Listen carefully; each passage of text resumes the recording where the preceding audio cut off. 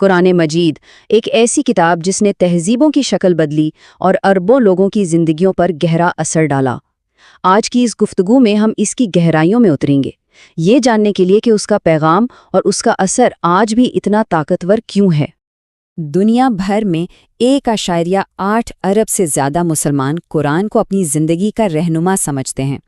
دیکھیے، یہ صرف ایک عدد نہیں بلکہ یہ اس کتاب کے گہرے اور وسیع عالمی اثر کی ایک جیتی جاگتی گواہی ہے جو عقیدے سے لے کر فن اور سیاست تک زندگی کے ہر شعبے پر اثر انداز ہوتی ہے۔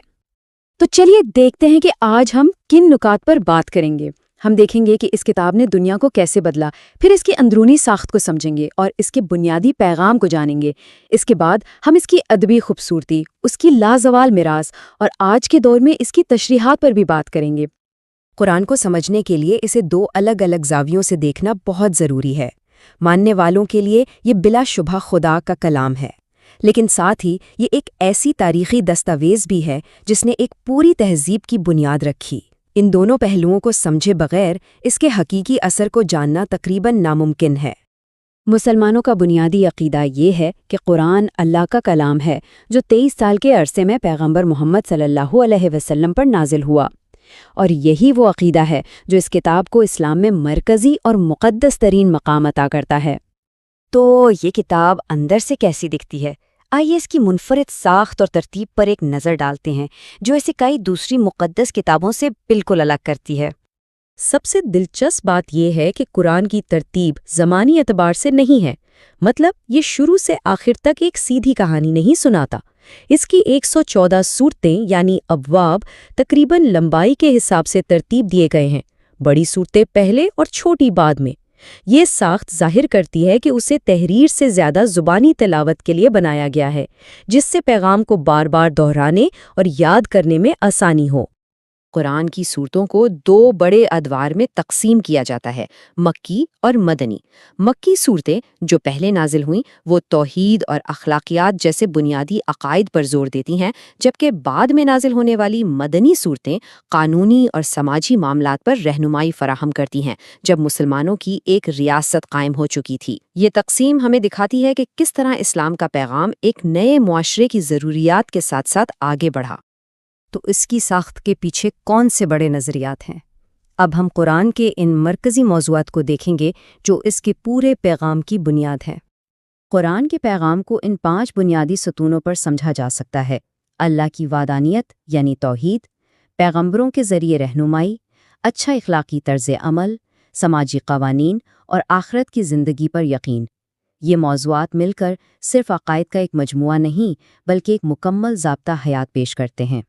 ان تمام موضوعات میں جو سب سے مرکزی اور بنیادی تصور ہے وہ توحید یعنی اللہ کی مکمل وحدانیت کا ہے۔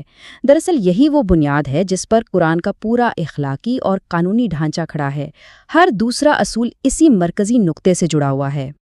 لیکن قرآن کا اثر صرف اس کے پیغام میں نہیں بلکہ اس کے الفاظ کی طاقت میں بھی پوشیدہ ہے۔ آئیے اب اس کے متن کی ادبی اور لسانی خوبصورتی پر بات کرتے ہیں جو اسے ایک منفرد شاہکار بناتی ہے۔ یہ بات سمجھنا بہت ضروری ہے کہ قرآن کو اصل میں پڑھنے سے زیادہ سننے کے لیے نازل کیا گیا تھا۔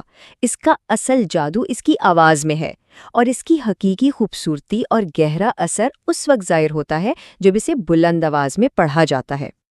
اور اسی صوتی خوبصورتی کو محفوظ رکھنے کا علم تجوید کہلاتا ہے۔ یہ صرف خوش اعلانی سے پڑھنا نہیں بلکہ تلفظ اور لے کے وہ اصول ہیں جو اس بات کو یقینی بناتے ہیں کہ قرآن کی تلاوت نسل در نسل اپنی اصلی شکل اور اثر کے ساتھ منتقل ہو۔ قرآن اپنی بات پہنچانے کے لیے فطرت اور انسانیت کی طاقتور منظر کشی، گہری اور تہدار زبان اور میوزک جیسی نثر کا استعمال کرتا ہے۔ یہ ادبی خصوصیات اس کے پیغام کو صرف دماغ تک نہیں بلکہ سیدھا دل تک پہنچاتی ہیں اور اس کے جذباتی اثر کو کئی گنا بڑھا دیتی ہیں۔ اچھا، مذہب اور ادب سے ہٹ کر بھی قرآن نے تاریخ پر گہرے نقوش چھوڑے ہیں۔ آئیے دیکھتے ہیں کہ اس کتاب نے تہذیبوں اور علم کی دنیا کو کس طرح نئی شکل دی۔ 7ویں صدی میں عربی زبان کو ایک معیار دینے سے لے کر اسلامی سنہری دور میں سائنس، فلسفے اور فن کی بنیاد رکھنے تک قرآن کا اثر صدیوں پر پھیلا ہوا ہے۔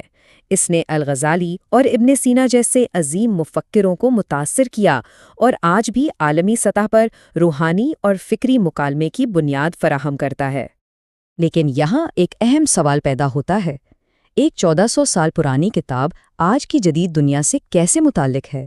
اب ہم اس جاری مکالمے کو دیکھیں گے کہ قرآن کی تشریح اور اس کا اطلاق آج کے دور میں کیسے کیا جاتا ہے۔